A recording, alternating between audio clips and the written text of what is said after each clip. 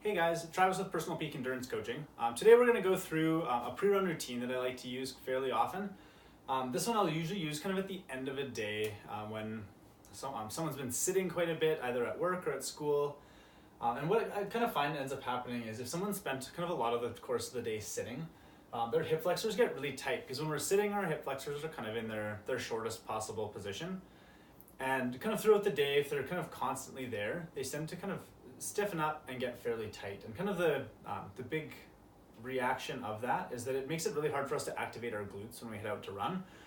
And our glutes should be kind of one of the big muscles that are powering our running motion when we're out there, because they're kind of one of the big strong muscles, one of the big powerhouses in the body. So if all of a sudden it's harder to activate our glutes, that's going to kind of compromise our running ability, maybe lead to a little bit of injury risk. So today we're going to work on kind of activating the glutes, turning down the hip flexors, and then from there heading out for the run. So the way that we're going to do that is we're going to use a lacrosse ball. We'll get into that mobility in a minute. I'm just going to show you a little bit of the anatomy first, and then we'll go from there. So the hip flexors, kind of the true hip flexors that kind of everyone thinks about, are generally the iliacus and the psoas are kind of the two that most people will think of when they think of a hip flexor. So if you look at them, this is our psoas here that comes up. So it actually attaches, so this is our pelvis here. We've got kind of the two very fronts of our hip bones. The pubic bone is down here, so this is a view from the front. So the psoas comes up and it actually attaches in a few different spots, kind of along the lower part of the spine here. And then the iliacus inserts just along the inside of the crest of our hips. So the two of them kind of come down together and then they insert onto the femur down here. So a lot of times when those kind of get quite tight, you'll actually feel a little bit of kind of a tug on your low back, and that's actually the psoas coming up and kind of pulling from the front side of the low back, and you'll kind of get a little bit of that low back pain if your hip flexors are really tight. So the area that we're going to work is if you kind of find the very front of our hip bone, we're going to come just a little bit to the inside of that, kind of working through here on the muscle, and we're also going to come down a little lower. So come kind of directly below and just a little bit to the inside, and trying to get kind of this lower end where the two muscles are kind of combining together. On kind of the main diagram of the person, what it's going to look like is this is kind of that same, the very front of the hip bone is right here. So we're going to come down just a little bit, kind of working through all this musculature right here with the lacrosse ball. So we've got two different ways that we're going to work on that, and we'll jump into that. All right, so the first release that we're going to do, we're going to use our lacrosse ball, and we're going to work with a straight leg, kind of just on the front, like I was just showing you on the diagram there. So what we'll do is I usually like to start kind of from a kneeling position. So I'm going to find the very front of my hip bone, which for me is going to be right about here. And I'm going to go about 2 finger widths below that. So I'm going to take my ball.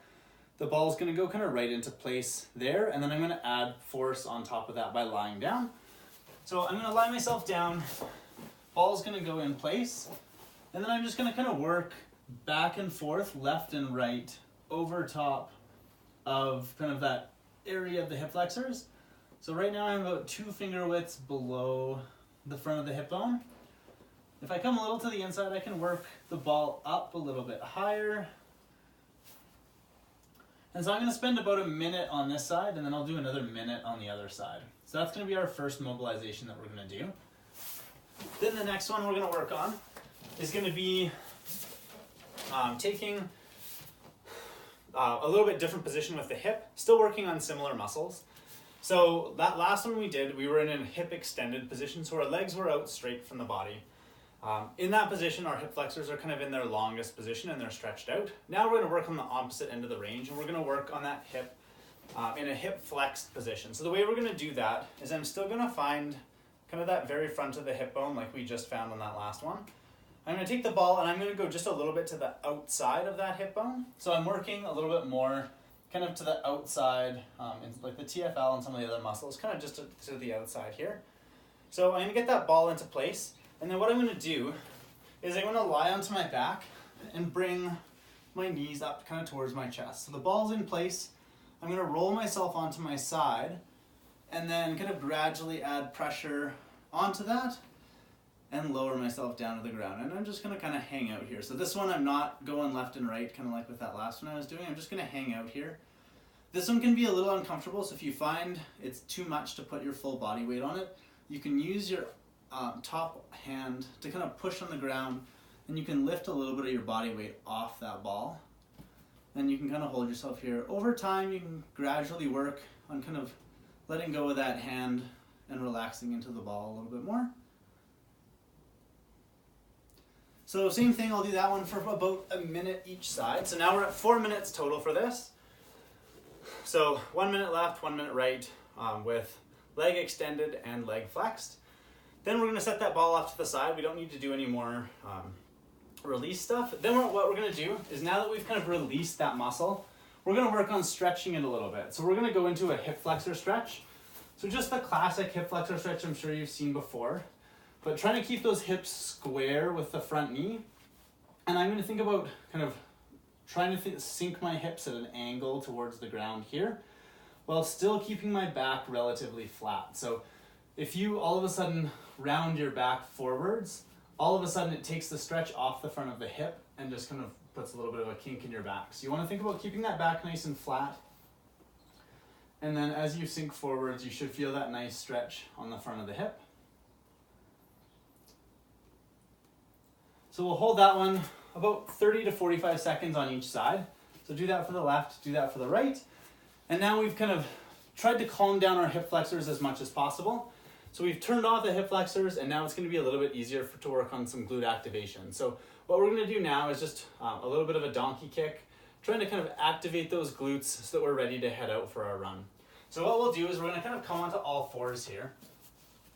Again, just like that last one, focusing on keeping that low back as flat as we possibly can. We're going to stay on all fours here, and then I'm going to think about kicking my heel up towards the ceiling and then coming back down. So for me, I can get to about here before, to go any higher, I have to start just tipping with my hips and rounding my back. So I'm just coming to that point where I can't go any higher without starting to kind of use my back. And that's going to be my end position. And then the other thing you want to focus on with this one is when you're bringing that leg up, it's not coming to the inside or the outside. You want that leg going straight up and down. So I don't want to be kind of rotating this way or rotating off that way. That heel should be going kind of straight up towards the ceiling. And so we're going to do 15 of those on each side. And then after you've done, so we've done our release, we've done our stretch, we've done our activation, and now we're ready to head out and go for a run.